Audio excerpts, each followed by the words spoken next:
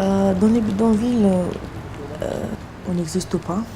On est des fantômes dans un pays fantôme. On ne peut pas avoir des papiers parce qu'on n'a pas d'adresse. Et on ne peut pas avoir une adresse parce qu'on n'a pas de papier.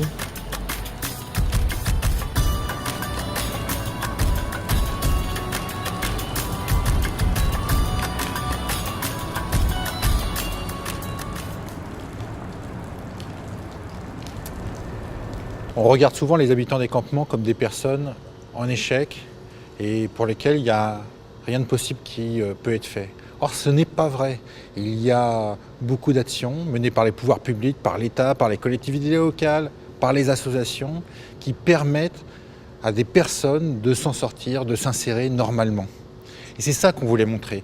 On veut montrer une image positive, pas une image fausse, mais une image positive de ce qui se fait et d'en sortir des a priori très négatifs sur les possibilités d'insertion de ces personnes. Alors peut-être rappeler qu'effectivement les bidonvilles ont quasiment toujours existé, ont disparu fin des années 70-80. Alors ce phénomène est réapparu à partir des années 90 qui correspond effectivement à la chute du mur. Donc notamment beaucoup de personnes de nationalité roumaine sont venues s'installer en France et du coup se sont installées par défaut dans ces lieux qu'on a appelés bidonvilles.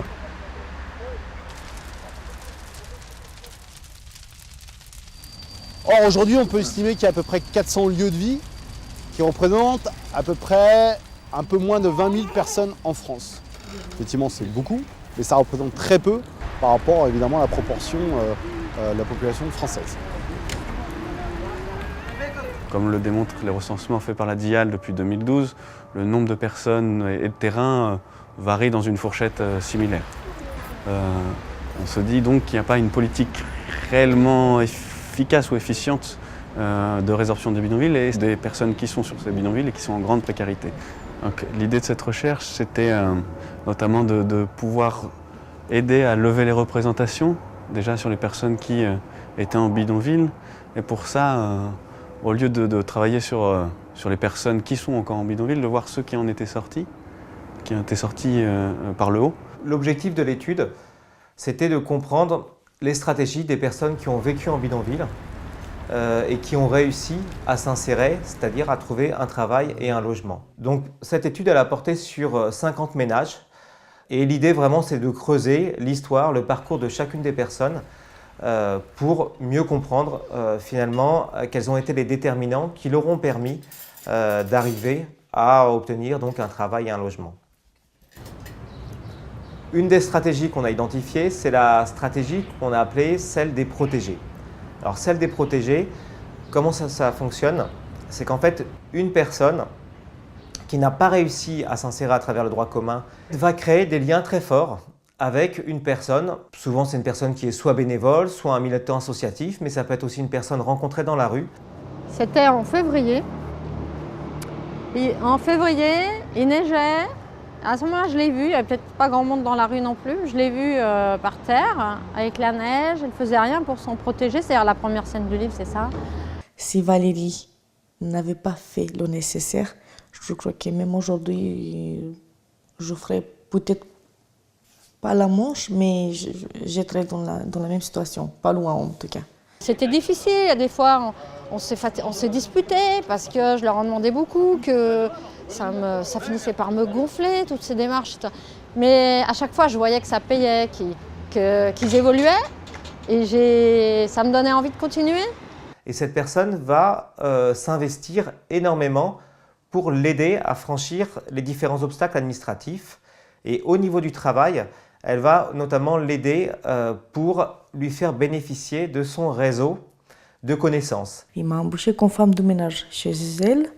Puis ensuite, ce sont ses amis qui m'ont embauchée comme femme de ménage. Bonjour.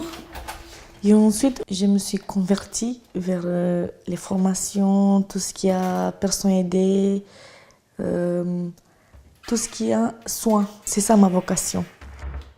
C'est une démarche qui est relativement efficace si on prend la durée, puisque c'est un temps très court. En revanche, il y a des rapports de dépendance qui sont très importants, ce qui fait que le jour où le protecteur ne peut plus s'occuper de cette personne, il y a quand même une certaine fragilité. Ensuite, une des stratégies qu'on a identifiées, c'est la stratégie qu'on appelait les sélectionnés. Là, tout simplement, c'est des personnes qui donc ont pu s'inscrire dans ce qu'on appelle un projet dédié, une commune, une collectivité locale, un département, qui décide donc d'accompagner un certain nombre de familles en leur proposant un logement et en leur faisant bénéficier donc de travailleurs sociaux dédiés qui vont les aider pour toute leur démarche. En 2010, on a vu qu'il y avait notamment des familles qu'on retrouvait dans plusieurs squats de la ville de Rennes, où finalement il y avait une procédure qui était engagée, on arrivait au recours à la force publique, les personnes étaient évacuées pour se retrouver dans une nouvelle occupation illicite. Ce qui nous a forcé à nous poser des questions sur l'approche qu'on pouvait faire de ces familles. C'est pourquoi on a expérimenté à partir de 2012 un logement mis à disposition avec 4 objectifs. C'était d'abord l'apprentissage de la langue, l'accès aux soins, l'accès à la scolarité pour les enfants, et puis donc les dispositifs d'accès de droit commun, l'insertion sociale et professionnelle. Pour 5 familles, la mairie donnait une maison ici sur Rennes. C'était mieux. Une chambre par famille. La maison est un sas pour accéder au dispositif de droit commun. C'est-à-dire que pendant 6 mois renouvelables une fois, il faut qu'ils trouvent un emploi, il faut qu'ils trouvent une scolarité ou une formation rémunérée.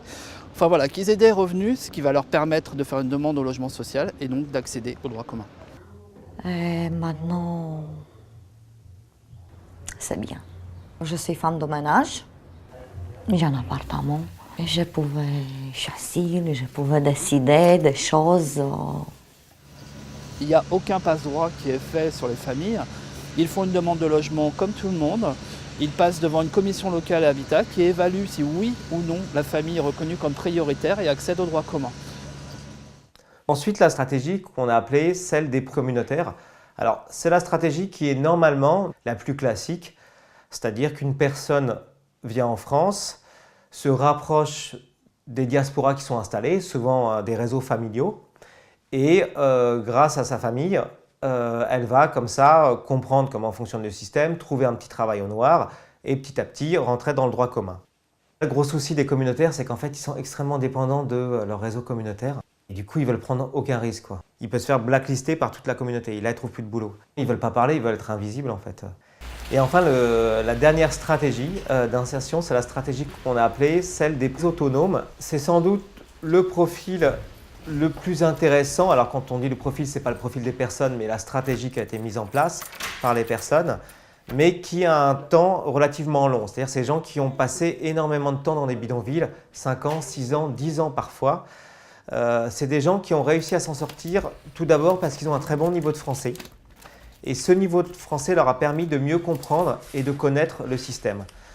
Donc, grâce à leur niveau, petit à petit, ils sont souvent imposés comme intermédiaires pour une mairie, pour des entrepreneurs qui voulaient recruter des personnes et ont commencé à comprendre comment fonctionnait la société française, le système social, mais surtout le système de l'emploi. Bon, je suis parti de Roumanie pour des raisons économiques, comme tout le monde. Moi, j'étais en Roumanie, je travaillais comme boucher. Et pour le métier de boucher, on était très mal payé. Donc, du coup, on est arrivé à Bordeaux. Et à Bordeaux, j'ai vu qu'il y a pas mal d'associations qui passaient sur le squat. Et je me suis dit, peut-être ils connaissent quelqu'un ou des dispositifs pour m'accompagner pour que je puisse trouver un travail. J'ai profité, puisque j'avais déjà ma lettre de motivation, j'avais déjà mon CV, de leur dire, voilà, je ne suis pas là pour faire la mendicité, je suis là pour trouver du travail et je ne sais pas comment faire. Elle m'a dit, je sais que ça te paraît étrange de faire une formation de jardinier. J'ai dit, pourquoi je dois faire une formation de jardinier que j'ai un diplôme déjà de boucher? Elle me dit, mais ça pourrait te débloquer le titre de séjour. J'ai fait la formation et juste 12 jours après la formation, dès que j'ai eu mon titre de séjour, j'ai eu mon CDD en boucherie de 3 mois. Et après 3 mois, j'ai eu mon CDI en boucherie dans une entreprise à Bordeaux.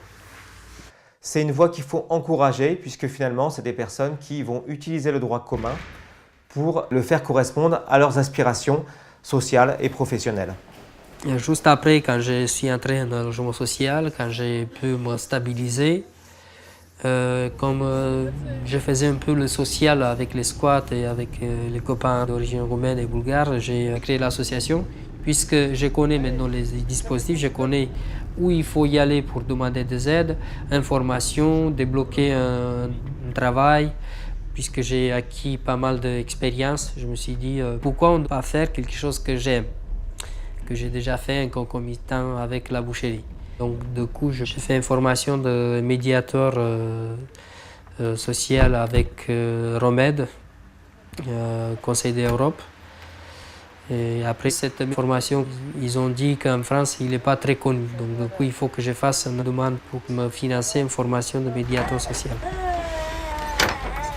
Voilà, c'est à peu près comme je vivais avant.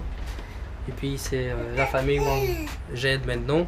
Là, c'est leur lieu de vie.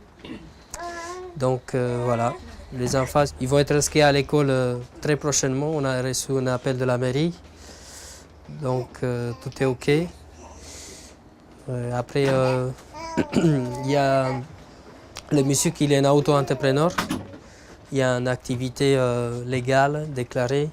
Il fait la vente sur le marché. Et après, occasionnellement, il récupère un peu de la ferraille. Tout est déclaré. Ils ont des droits ouverts à la CAF.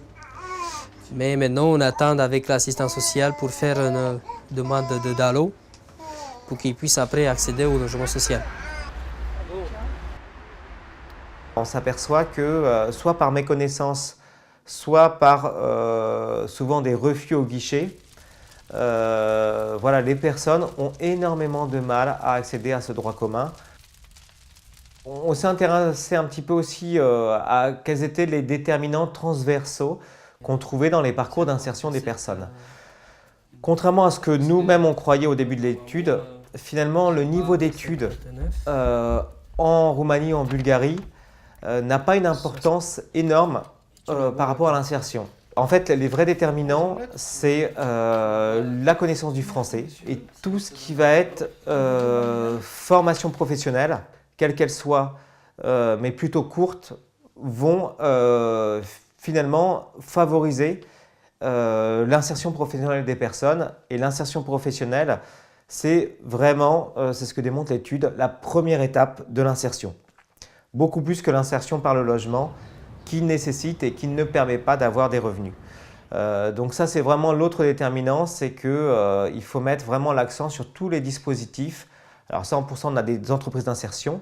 Il n'y a pas du tout besoin d'avoir des dispositifs spécifiques aux populations bulgares, roumaines ou autres, mais utiliser tout simplement les entreprises d'insertion, les associations qui travaillent sur tout ce qui est insertion professionnelle, le pôle emploi et aussi les missions locales pour les 16-25 ans qui peuvent vraiment donner un accompagnement tout à fait intéressant et qui, quand c'est fait, on voit que l'insertion peut se faire en moins d'une année, en quelques mois. Toute action publique, elle est basée sur la connaissance, elle est basée sur des données.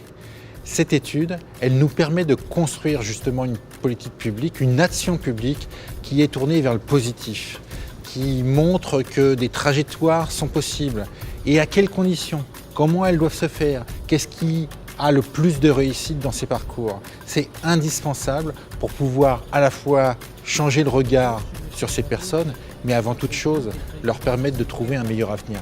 Allez, ciao.